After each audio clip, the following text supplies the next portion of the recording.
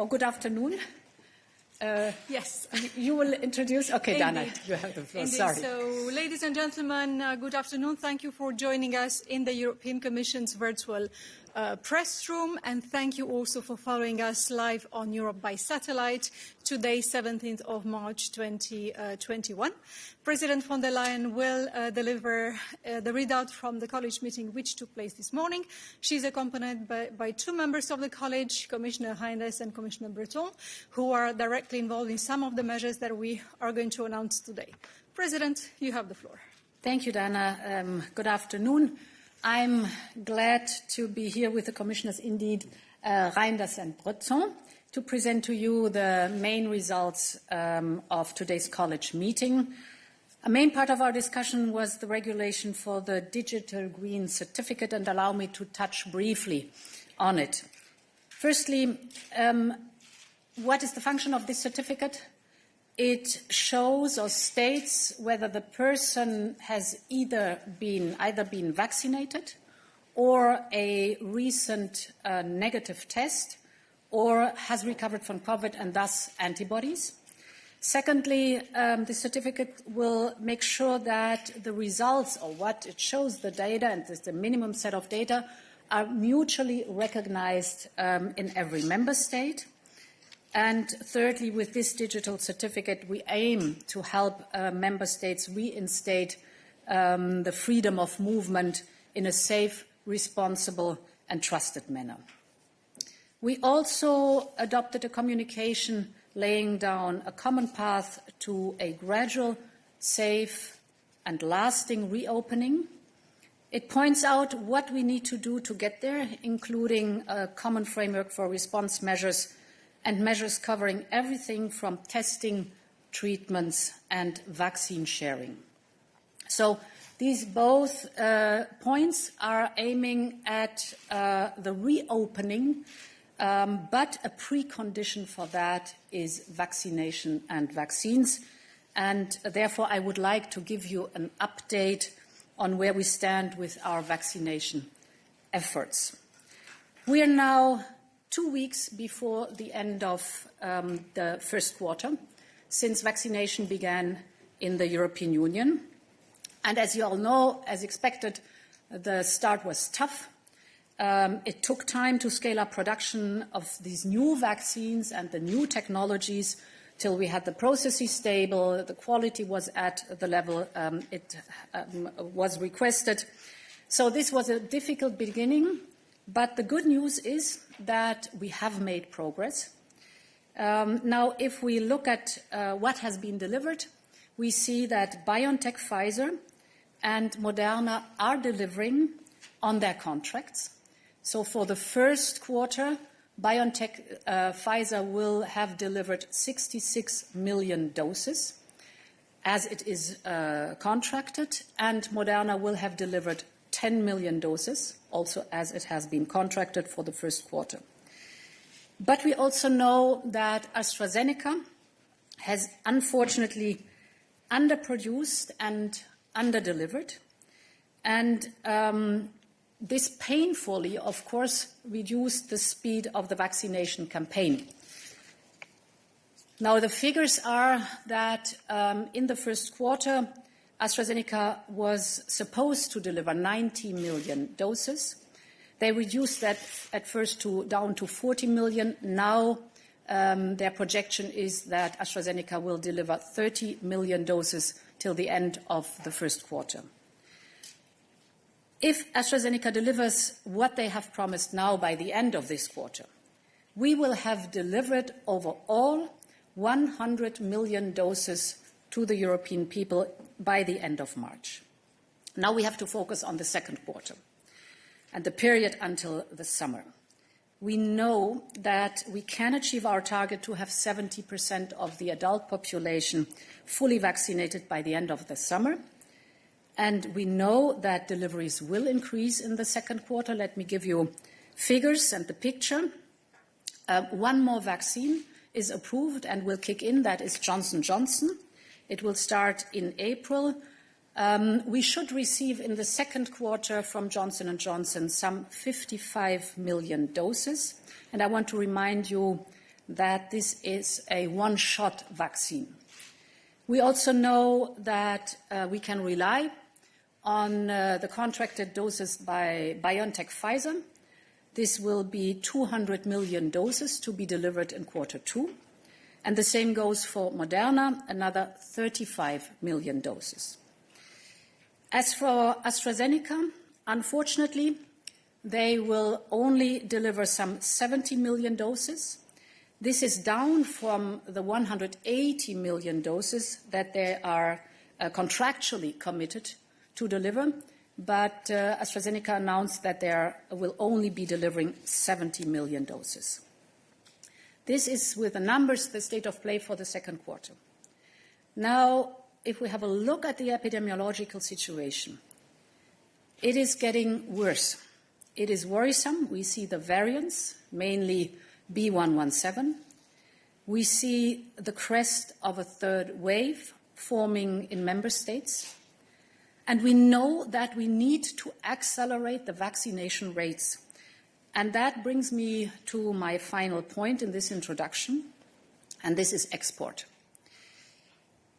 Since the European Union has had an export authorization scheme, we now have a clearer picture on the situation. We have this export authorization scheme since the 1st of February, so it's 6 weeks. And since then, in these 6 weeks, we have received hundreds of requests for exports. In numbers, more than 300 requests for export. 314 have been granted, only one has been refused. If you put that in numbers of doses, in that time, these 6 last weeks, 41 million doses have been exported to 33 countries. And this shows that Europe is trying to make international cooperation work, whether we do it through the funding of COVAX, we are the largest funder in COVAX, or through exports to other countries. But open roads run in both directions. And this is why we need to ensure that there is reciprocity and proportionality. And I want to be clear on reciprocity. If the situation does not change, we will have to reflect on how to make exports to vaccine-producing countries dependent on their level of openness.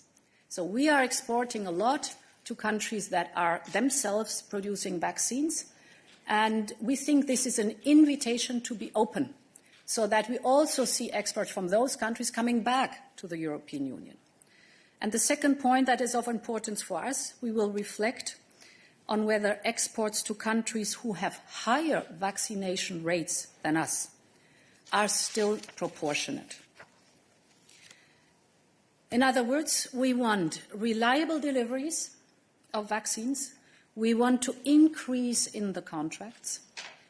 We want to see reciprocity and proportionality in exports. And we are ready to use whatever tool we need to deliver on that. This is about making sure that Europe gets its fair share. We will invest even further in Europe's capacity also beyond this acute phase. We are working with trusted companies to ensure long-term supply, and these are the messages I will take to the leaders at the next European Council. Thank you very much. I will now open the floor to questions, but allow me to remind you first that immediately after this press conference, there will be a technical briefing on the Green Digital Certificate, where you can also ask many questions of a more technical nature. So there are many, many hands raised, and at this stage, I would like to give the floor to Nikos. Nikos, are you there? Can you hear us? I can hear you. Can you hear me? Yes, Nikos. All good. Go ahead. Yes. Madam President, you said that the EU should use all available tools to secure vaccine supplies. Does this mean also, for example, invoking Article 122 and effectively seizing production or waiving intellectual property rights or anything of the sort to secure vaccine supplies for member states? And will you raise this issue with leaders at the summit next week? Well, you're mentioning a legal basis that has already been used once in the 1970s in the oil crisis. And my answer is all options are on the table.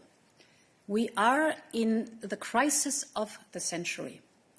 And I'm not ruling out anything for now, because we have to make sure that Europeans are vaccinated as soon as possible. Human lives, civil liberties, and also the prosperity of our economy are dependent on that, on the speed of vaccination, on moving forward. So vaccine production and vaccine deliveries in the European Union must have a priority.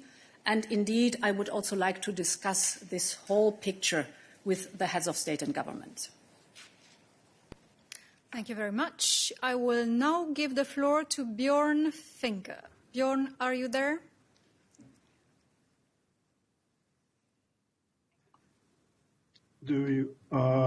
Hello, do you hear me? Yes, Bjorn, all good. We see you, we hear you. Excellent. Excellent, yeah, because I had some problems last time. Anyway, thanks a lot for this opportunity. I was just curious, this export restriction announcement, what does that mean? I mean, do we introduce new criteria for states who want to get vaccines from the European Union, or how would this work? So we have in place the export authorization mechanism, and that is good. We have it in place since 6 weeks now, and I must say, since then we have transparency. We know what's going on. Before that, we were blind. We had no clue what was being exported, in what dimension and how. And it is, as I said, an invitation for openness. Because the European Union is the most open region, has been the most open region in the last 6 weeks. When I see the numbers of export, I say again, 41 million doses to 33 countries. This is outstanding. But we also want to see reciprocity. Because it is hard to explain to our citizen why vaccines produced in the European Union are going to other countries that are also producing vaccines, but hardly nothing is coming back to the European Union. And therefore, it is an openness, it's an offering of openness, but we want reciprocity. We want to see that there's also a flow not only in one direction, but vice versa. I will now try to give the floor to Marco Bresolin, hoping that he's there. Marco.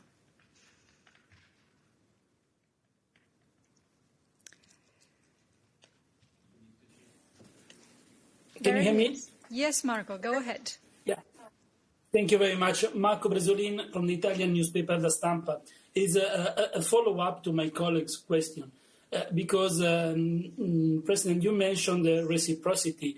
You didn't name any country, but we have seen that EU has exported around 9 million doses to the UK.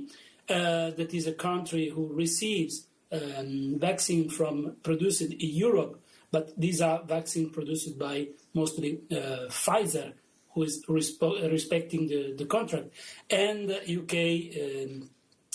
is producing AstraZeneca vaccines that is not respecting the deal with the Commission. So my first question is, are you ready to evaluate to stop of the export also of vaccines produced by companies that are respecting their deliveries? And a second related question, another country who is receiving vaccine from Europe but who is not sending back any vaccine is US. So Are you in touch with the U.S. administration on this issue, since they have a lot of stock of AstraZeneca vaccines and they have not approved this vaccine yet? Thank you. Thank you so much. With the US, the reciprocity is given because there are no exports, you're right, from vaccines from the US to the European Union, but vice versa. There are also no exports from the European Union to the United States. And there is a seamless flow back and forth of pre-products and raw materials and drug substance, so all the products that are necessary to finally produce vaccines. And this is going back and forth intensively with the US. So there, reciprocity is given. What the UK is concerned, indeed, we have observed that in the last 6 weeks, actually 10 million doses by now have been exported to the UK. It is the country number one, what exports from the European Union is concerned. And indeed, what the United Kingdom is producing AstraZeneca. In our contract with AstraZeneca, there are even 2 sites in the UK that are put in the contract for potential deliveries for the European Union. We're still waiting for doses to come from the UK. So this is an invitation to show us that there are also doses from the UK coming to the European Union so that we have reciprocity. Thank you very much. I will now try to give the floor to Susanna. Susanna, can you hear us? Yes, thank you.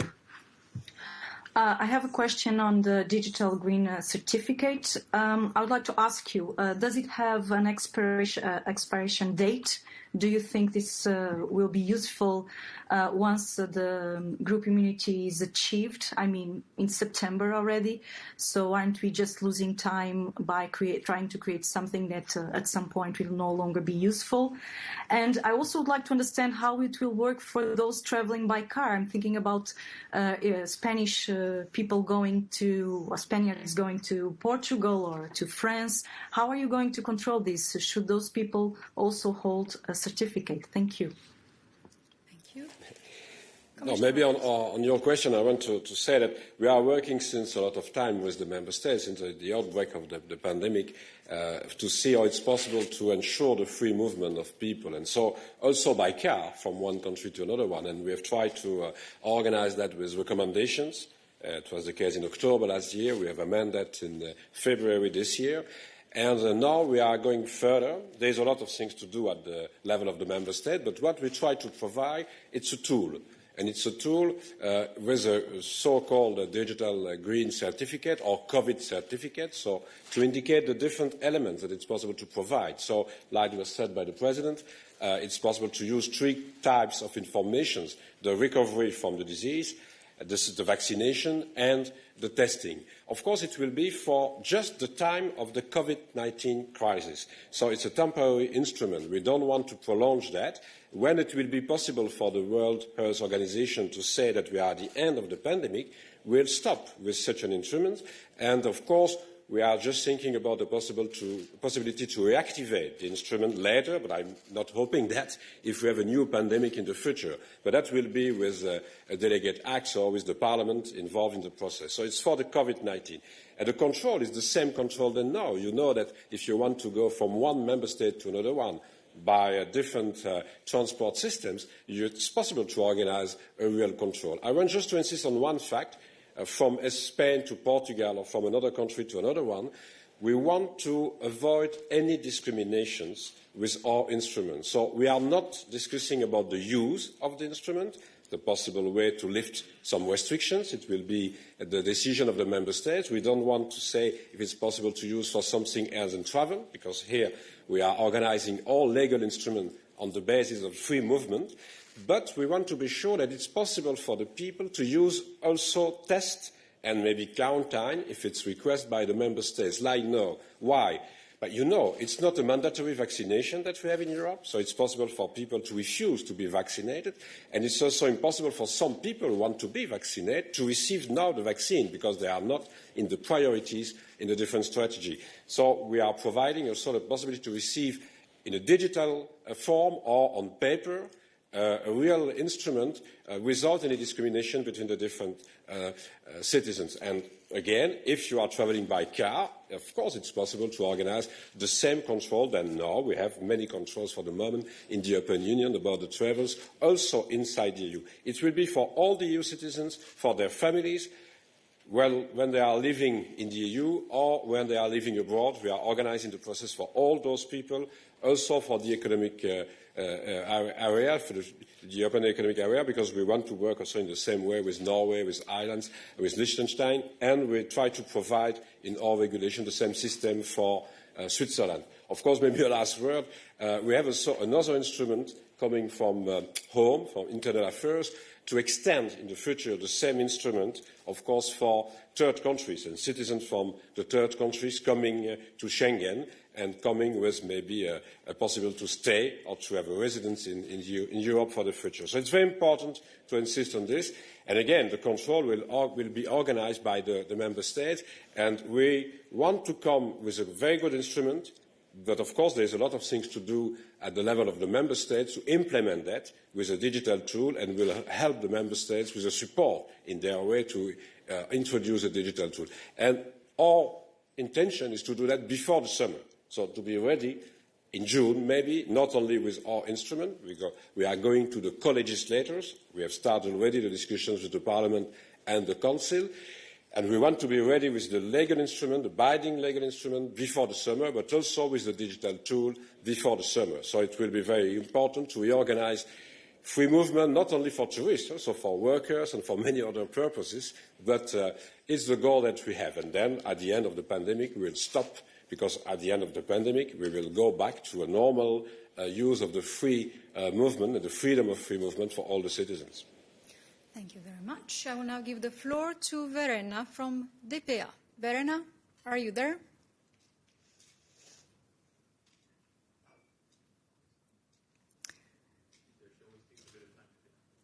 So we're waiting until Verena is connected. Can you hear me? That's it, Verena, go ahead. Thank you very much for the question. Eine Frage auf Deutsch, wenn ich das richten darf, an die Präsidentin. Sie sprachen von weiteren Exportbeschränkungen, die kommen könnten. Ist das de facto ein Exportstopp nach Großbritannien und/oder in andere Länder?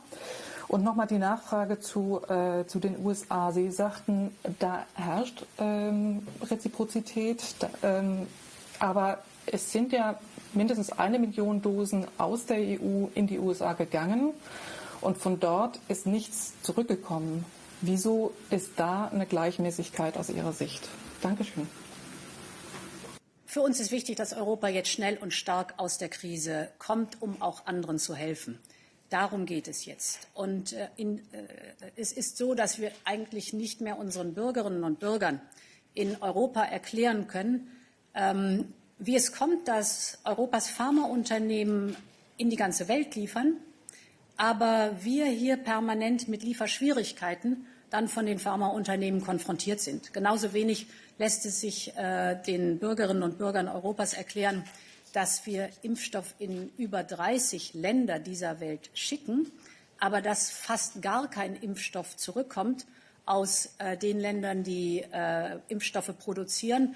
Auch das muss auf den Prüfstand. Das ist uns hier wichtig, dass wir Transparenz schaffen und dass wir bei diesem Thema ins Gespräch kommen. Mir ist natürlich auch klar, dass in dieser Krise nicht nur die Interessen der Europäerinnen und Europäer zählen, aber ich bin Präsidentin der Europäischen Kommission und das sind die Interessen, die ich auch verteidigen muss. Also wir möchten eine richtige Balance haben. Wir möchten sehen, dass Reziprozität herrscht und mit den Ländern, die selber Impfstoffe produzieren, ins Gespräch kommen, dass auch ein gleichmäßiger Fluss von der einen zur anderen Seite möglich ist. Und es kommt ein zweites hinzu. Wir sehen sehr wohl, dass es Pharmaunternehmen gibt, wie BioNTech zum Beispiel, die hervorragend ihre Prozesse inzwischen stabilisiert haben, die liefern, die zuverlässig sind. Dort gibt es einen zweiten großen Block, den wir angehen möchten, nämlich dass wir gezielt und bewusst auch in diese zuverlässigen Unternehmen investieren, dass wir langfristige Partnerschaften eingehen, dass wir auch langfristig in diese Partnerschaft investieren. Das heißt, dass wir durchaus auch bereit sind, diese Vorwegreservierung für die nächsten Jahre von Impfstoffen bereits jetzt vorzunehmen, damit diese Unternehmen auch Sicherheit haben und Investitionszusagen haben, auf die sie ihre Kapazitäten ausbauen können. Thank you very much. I will now give the floor to Oliver Grimm, hoping he's there. Yes, hello. Auch auf Deutsch, wenn ich darf. Frau Präsidentin, Oliver Grimm von der Presse aus Österreich.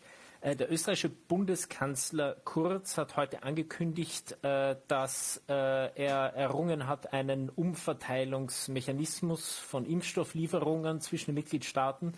Er hat auch angekündigt, dass Österreich jetzt aus dieser vorgezogenen 10 Millionen Lieferung von BioNTech-Pfizer, die sie gestern oder vorgestern verkündet haben, 400.000 Dosen bekommen soll. Der Anteil Österreichs wäre nur, glaube ich, ein bisschen über 200.000 Dosen. Und er sagte, es gäbe da sozusagen eine Umverteilung innerhalb der EU.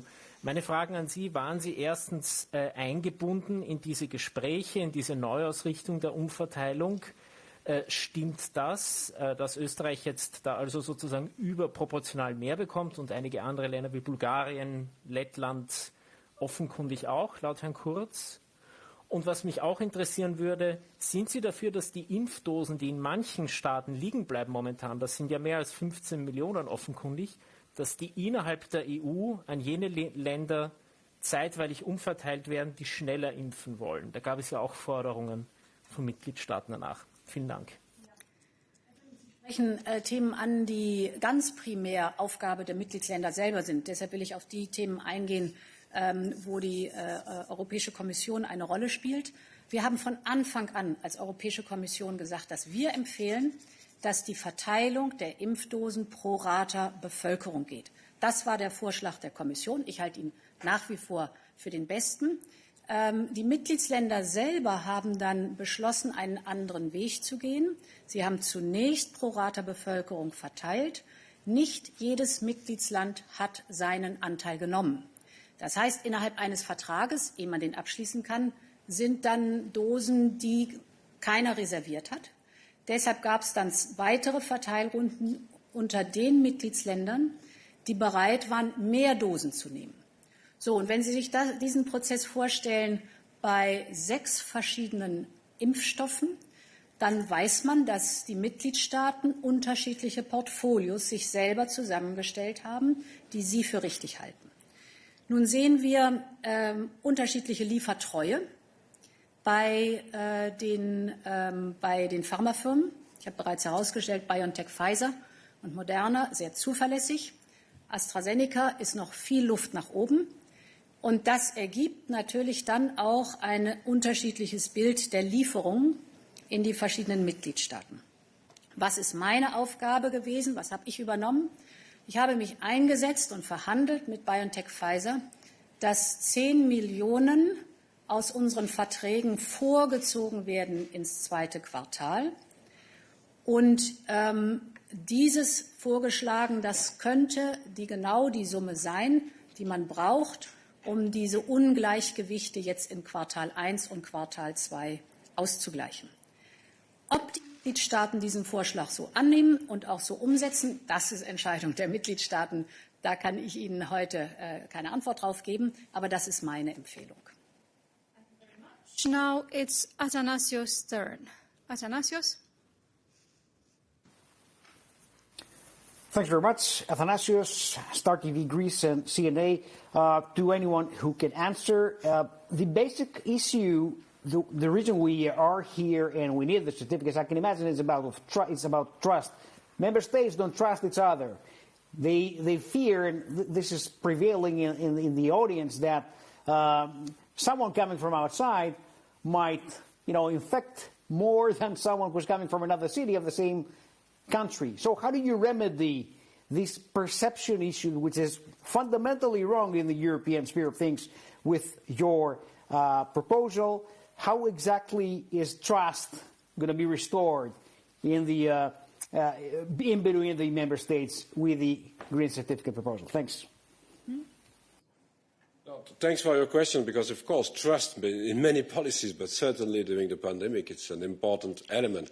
And we want to build maybe a real trust with the member states and with the citizens through a common instrument. So we don't want to have a fragmentation with many different kinds of instruments in the different member states. And here, when we are coming with a new tool, so such a COVID certificate or a digital green certificate, is to be sure that it will be possible to each and every one citizen in Europe to receive such a certificate without any discrimination and with the certainty that there is an insurance, so it's a right to receive a certificate free of charge, and it will be also possible to ask to the other member states to accept the certificate with indications of many different things. And again, to be very clear about trust, we want to put on the certificate, of course, the recovery from the disease, the test, if there are some tests, but also the vaccination, with the date of the vaccination, what kind of dose, and approval authorised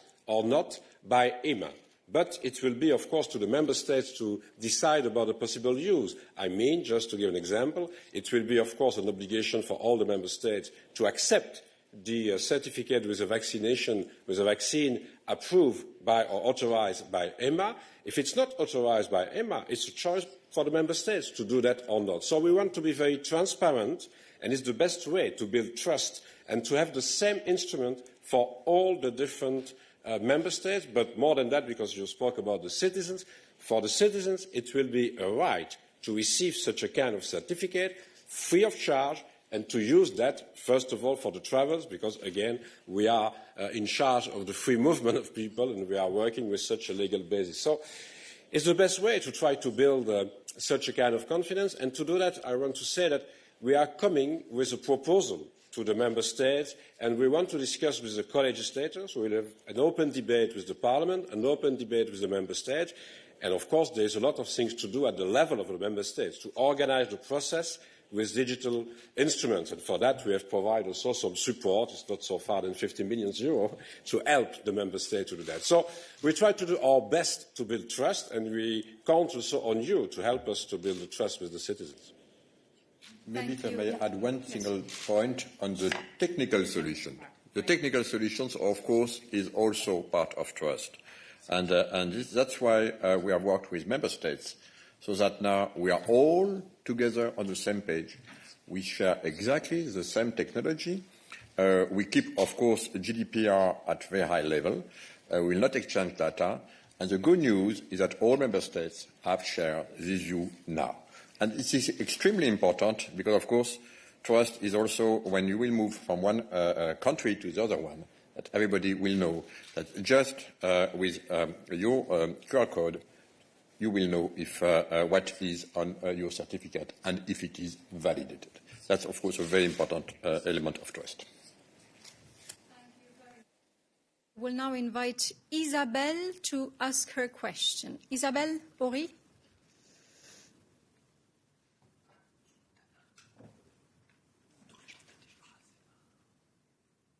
Isabelle, est-ce que tu es là? Est-ce qu'on a Isabelle? Il paraît que non, donc on attend jusqu'à ce que Isabelle se reconnecte et entre-temps, je vais donner la parole à Lawrence Norman. Lawrence.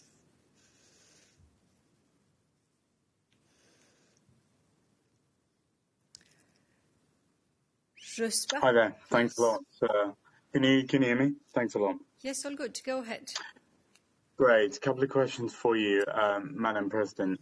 First of all, can you give us a sense of how long this invitation for openness is open for?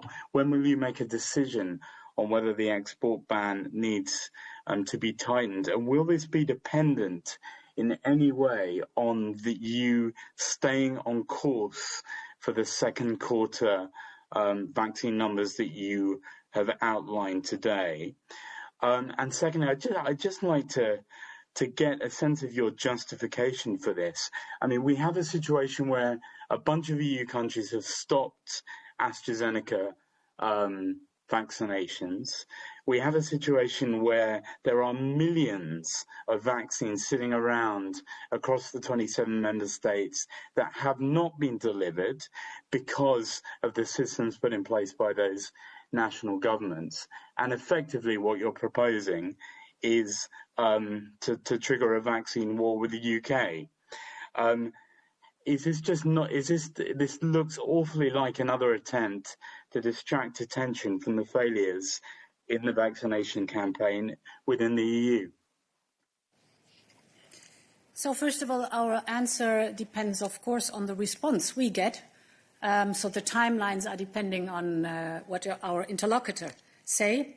And of course, we will watch very closely the development in the second quarter because, as I said, it is important now to deliver at rising speed. We need more deliveries in the second quarter, and that has to happen on the ground. I trust AstraZeneca. I trust the vaccines. So tomorrow, indeed, Emma will give a statement, and I'm convinced that the statement will clarify the situation. So, but the general principle I was referring to goes also for other countries that are producing vaccines. So I want to get into a discussion mode that highlights the reciprocity. And by the way, right now we are having 70 million doses delivered till the end of the month. It's going to be 100 million doses.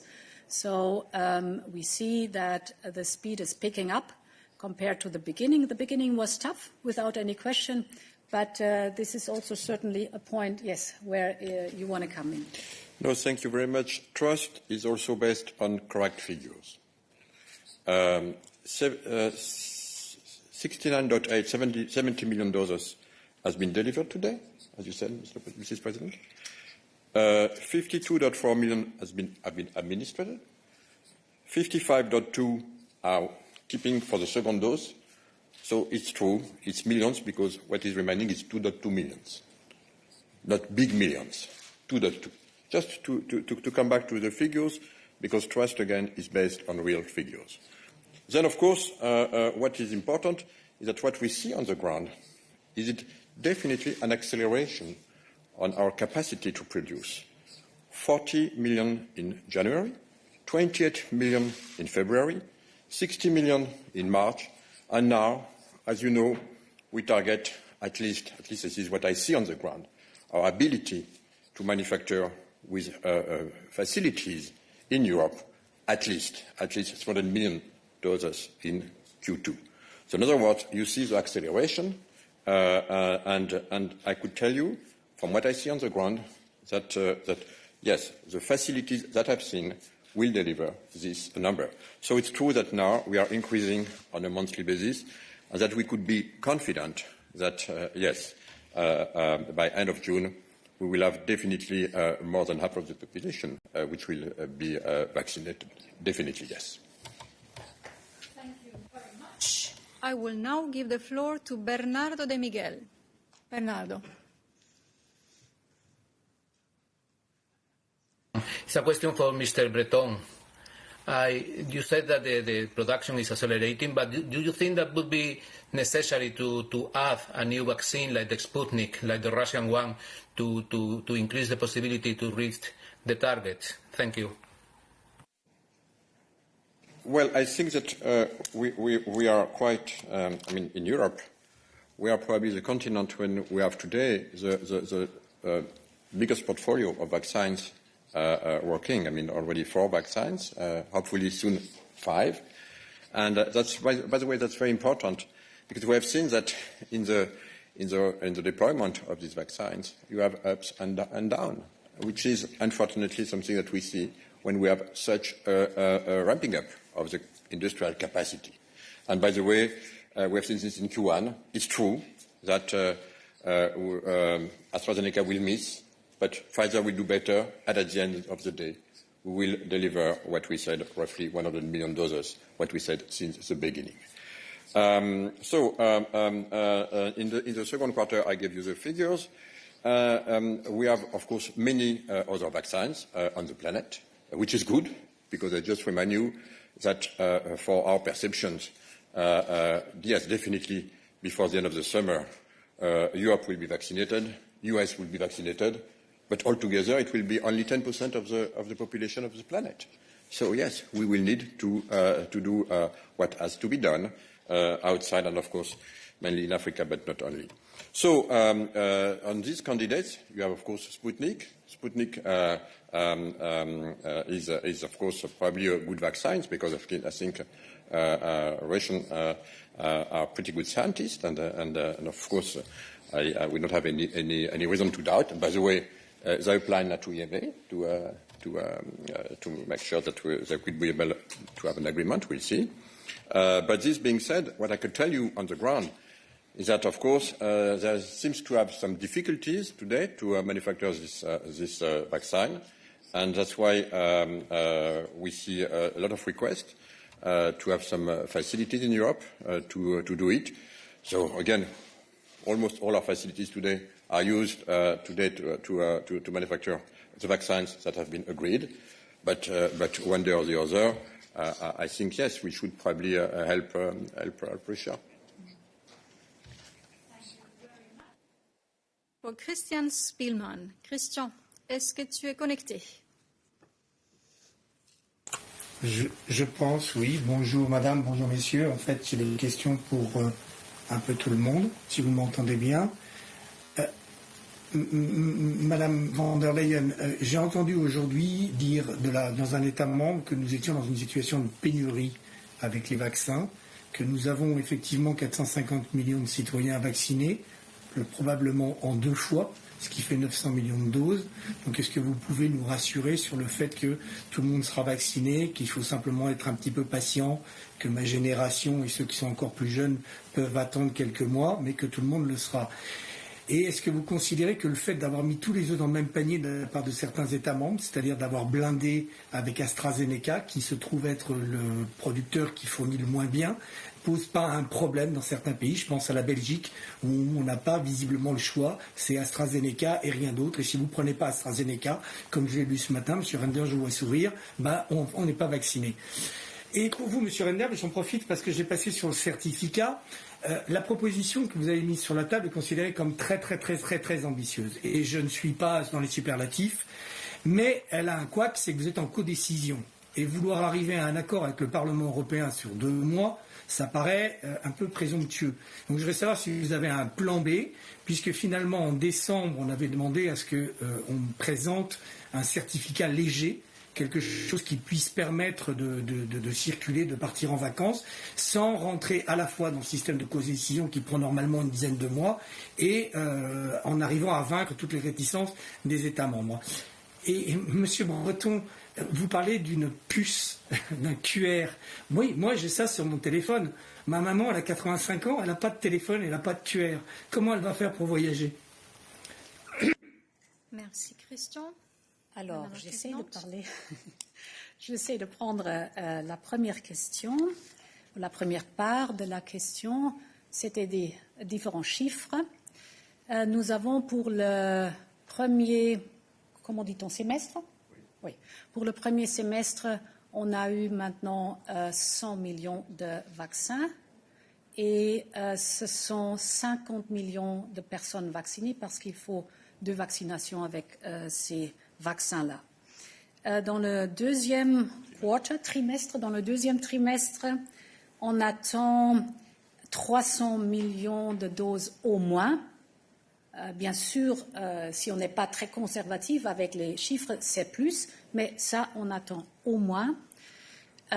Et là, nous avons Johnson & Johnson, où il y a seulement besoin d'un, comment dit-on, shot? D'un jab, d'une vaccination pour être complètement vacciné. Et si on fait la calculation là, on a avec Johnson & Johnson 55 millions de personnes vaccinées complètement et en plus au moins 125 millions de personnes vaccinées complètement. Et c'est-à-dire avec ces chiffres-là, on est déjà au-dessus, bien au-dessus de 200 millions de personnes. Comme on a le but de vacciner 70% des 70% des gens qui sont plus âgés que 18 ans dans l'Union européenne, on est assez proche déjà à ce but-là. In other words, we are doing very conservative calculations what the vaccines are concerned. So we are on a steep and reliable path. But I think we should aim at moving on faster and on delivering more and better. And that's why we've looked at the broader picture. And that's why we look at how we can nudge the companies to go into more production, but also to make sure that we have the contracts front-loaded and earlier delivery, because we need those vaccines that are being produced in Europe now, and it's important that we scale up. Sur le certificat, je rassure tout de suite M. Spielmann, pour votre mère, si elle n'utilise pas son téléphone, il sera aussi disponible sur papier. Donc, tout à fait. Alors, je voudrais, puisque vous parliez du pays, comme on dit, que je connais le mieux, vous dire que si vous le souhaitez, je peux vous présenter pas mal de personnes qui ont été vaccinées avec le vaccin de Pfizer-BioNTech, puisque dans les priorités personnel soignant ou un certain nombre d'autres personnes, le vaccin était aussi disponible. Donc il y a un portefeuille comme dans les autres États membres. Vous avez qualifié la proposition d'ambitieuse, je vous en remercie évidemment. C'est plutôt un compliment pour la Commission, mais c'est malgré tout une ambition à travers un document simple, le plus simple possible, et qui surtout ne règle pas toute une série de choses.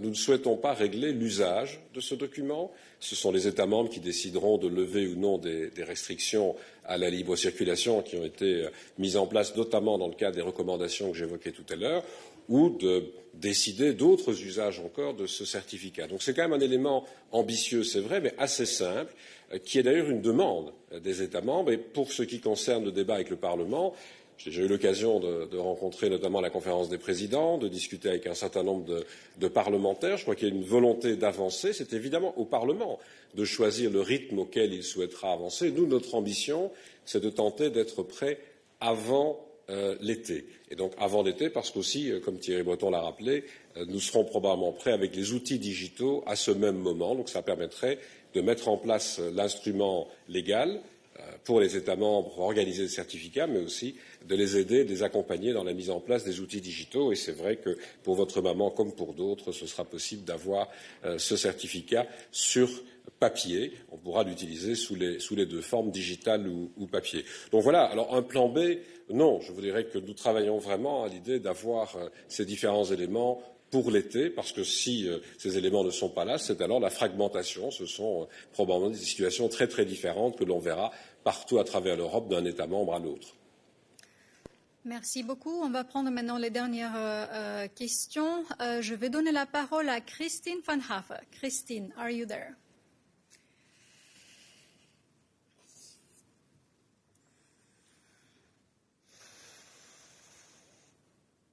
Christine, are you there?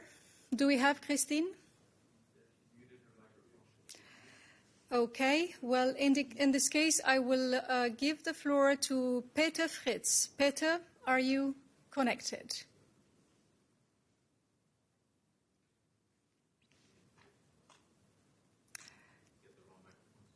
You need to select the right mic source. Yeah, should be live now.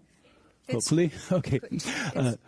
Frau Präsidentin, kurze Frage noch einmal zu dem Missverhältnis, das Bundeskanzler Kurz beklagt hat bei der tatsächlichen Lieferung von Impfungen. Der Bundeskanzler hat es so dargestellt, als würden da Beamte und hätten da Beamte über seinen Kopf ohne sein Wissen entschieden. Jetzt meine Frage, fühlen Sie sich in dieser Frage auch von Ihren Beamten unterlaufen oder hintergangen? Oder hätten die involvierten Staatsmänner wissen können, wie dieses System funktioniert, wenn sie sich um dieses Wissen rechtzeitig bemüht hätten? Die Kommission hat Außergewöhnliches geleistet im vergangenen Jahr in dieser Corona-Krise. Die Beschäftigten arbeiten Tag und Nacht an der Lösung der Probleme, wie übrigens die Beschäftigten in all unseren Mitgliedstaaten auch. Die Zusammenarbeit mit Österreich ist ausgezeichnet, ist eine sehr enge und gute und vertrauensvolle Zusammenarbeit, die wir haben. Thank you very much. Now I will try once more to see if Christine is connected. Is she there? No, she isn't. So then, donc je vais donner la parole pour la toute dernière question à Jean Quatremer. Jean, est-ce que tu es là?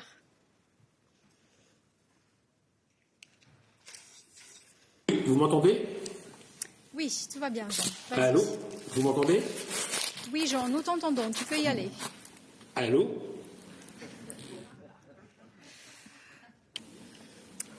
Jean, nous te voyons et nous t'entendons. Oui. Ah non. Manifestement pas. Non, si, non, Jean, nous t'entendons et nous te voyons. Vous m'entendez? Ah, oui. Très bien. Ok, alors j'y vais alors. Une question à Madame von der Leyen sur le principe de précaution. Est-ce que vous approuvez l'application du principe de précaution qui a été faite par l'Allemagne, suivie par la France, suivie par l'Italie, etc., et de semer la panique à travers l'Union européenne à propos du produit d'AstraZeneca qui déjà souffre d'un déficit de confiance? Est-ce que cette application stricte du principe de précaution ne risque pas de nous faire sortir de la société du risque, comme le disait Ulrich Beck dans un ouvrage remarquable? Deuxième question, c'est qui concerne Didier Reynders sur le certificat. J'ai bien compris que donc il était transitoire ce certificat, mais est-ce que vous croyez sérieusement qu'une fois qu'il sera en vigueur, les États ne vont pas le pérenniser et donc mettre fin définitivement à la libre circulation entre les États membres, car la tentation sera forte, évidemment, de le pérenniser. Même chose sur les usages de ce certificat. Et que vous ne craignez pas que demain, on le demande à l'entrée des restaurants, des salles de cinéma, des bars, bref, de tous les lieux commerciaux, ce qui pose un véritable problème de liberté du commerce au regard des traités. Merci. Merci beaucoup. Oui, merci. So, Jean Quatremer, the part you asked me, I think this shows the necessity of the market authorization process of EMA. You might remember that for a very good reason, we didn't take the shortcuts of having an emergency authorization within 24 hours, but we decided to go for the conditional market authorization that cost us 2 to 3 weeks, indeed, of delay. So that's the reason why we were later than others in our start. But it is so important that with these new technologies, these new vaccines, we have a very thorough scrutiny process what the data are concerned. It is phenomenal what science managed to do within 10 months to produce or to develop these new vaccines. But it's also necessary and was necessary to have these large worldwide clinical trials to look in every detail of the data to then be able to say we recommend the vaccination with that vaccine. Once again, this is injecting a biologically active substance in a healthy person. And I do trust AstraZeneca. I do trust the process in EMA. And I think it is a sign of respect also towards the scientists who have the burden of taking the responsibility to say this is safe or not, that we give them the days they need to look deep into the data of the thromboembolic events that have been reported now, and to weigh the events versus the sample of people that have been vaccinated where everything went well. So I think it is good that we have this scrutiny process. It's therefore necessary to show respect to this process, to accept that sometimes the scientists that have the responsibility need a few days to really deep dive and then come up with a very clear statement. That's what we are expecting on Thursday. And I'm glad that we did not take the shortcuts, but with all our vaccines that are approved, we took the longer but safe way to have the conditional market authorization. Thank you. Commissioner Reynders. Oui, simplement sur vos questions concernant le certificat. Première chose, pour le caractère temporaire, c'est très clair, c'est le dernier article de notre projet de règlement qui le prévoit. Nous aurons la possibilité de suspendre le certificat dès que l'OMS aura constaté la fin de la pandémie. Donc c'est clairement un certificat dédicacé au Covid-19. Bien entendu, je dis suspendre parce que par un acte délégué, donc en ce compris avec le Parlement européen, on pourrait être amené à réutiliser le même instrument si une autre pandémie devait intervenir. Donc il n'y a pas de doute sur le volet temporaire, c'est ce que nous proposons aux États membres comme au Parlement européen. Sur l'usage alors qui peut être fait de ce certificat dans d'autres cadres que la libre circulation, puisqu'en fait nous visons surtout à faciliter la libre circulation, à mettre un instrument à disposition pour lever progressivement des restrictions au fur et à mesure d'ailleurs de l'amélioration de la situation épidémiologique et du nombre de personnes vaccinées, les deux seront liés. S'il y a d'autres usages, je dirais tout d'abord que c'est déjà le cas aujourd'hui de pouvoir imposer d'autres choses que le certificat. Prenons l'exemple du masque, simplement, qui peut être imposé, bien entendu. On peut imaginer des tests, y compris des autotests, des tests réalisés par les personnes elles-mêmes. On peut imaginer beaucoup de solutions. Ce que nous allons, examiner si des États devaient entrer dans cette logique d'utiliser le certificat à d'autres fins, c'est de voir si cette utilisation est nécessaire, proportionnée, non discriminatoire et compatible, bien entendu, avec les règles du droit européen. Vous en avez mentionné. On examinera la situation, évidemment, au cas par cas. Mais il ne faut pas faire de différence entre le certificat que nous mettons à disposition comme outil et bien d'autres outils qui sont déjà à disposition aujourd'hui, je le répète, comme des masques ou des autotests ou des tests rapides antigènes. Il y a déjà toute une série de choses qui sont utilisables. Vous savez qu'il y a des expériences dans le secteur culturel, par exemple, avec des demandes de tests et des demandes de masques pour se rendre dans des établissements. Mais nous serons évidemment très attentifs à faire respecter ces principes de proportionnalité, de nécessité, de non-discrimination et bien entendu le respect du droit européen, en ce compris sur la liberté de commerce. Thank you very much to the President, to Commissioner Breton and to Commissioner Reynders. Thank you for your questions and please stay connected for the technical briefing on the Green Digital Certificate, which will start in a few minutes. Thank you.